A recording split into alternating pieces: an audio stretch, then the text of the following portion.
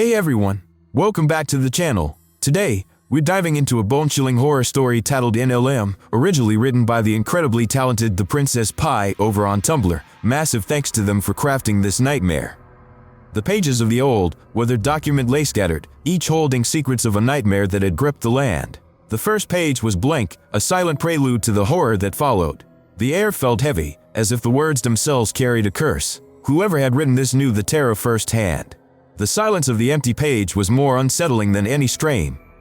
Twilight's letter to Starlight revealed a world falling apart. The Crystal Empire was under threat, and Candelot's protective barrier was a fragile hope. Dawn's will lay in ruins, its streets silent and broken. The letter begged for answers, for any clue to stop the spreading darkness. Twilight's words were desperate, her hope fading with every sentence. The first symptoms were deceptively simple: fever, cough, sneezing. But then came the fear, patients waking in terror, their dreams twisted into nightmares. The disease didn't just attack the body, it preyed on the mind. The notes were cold, clinical, but the terror behind them was undeniable. This was no ordinary illness.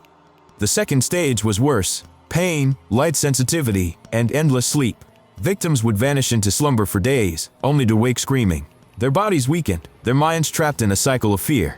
The observations were stark.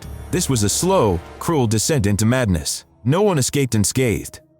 Stage 3 brought coma, convulsions, and bleeding. Unicorns lost their magic, Pegasi their wings. Eyes glowed bright, but the light was hollow. The infected thrashed, screaming at unseen horrors. A few lingered, trapped in their own bodies. Their fate was sealed, their minds already gone. The fourth stage was the end. Bodies twisted, bones snapping into grotesque new forms. Skin peeled away, revealing rotting flesh. The creatures were violent, driven by pure instinct. They attacked, then collapsed, dissolving into nothing. Their screams echoed long after they were gone. Observations offered little hope. Animals were immune, but ponies fell fast. Unicorns suffered most. Some resisted stage 3, but it was rare. Twilight and Oinky were the only immune ones. Celestia, Lyra, and Applebloom were already lost. The disease was merciless, its rules unclear.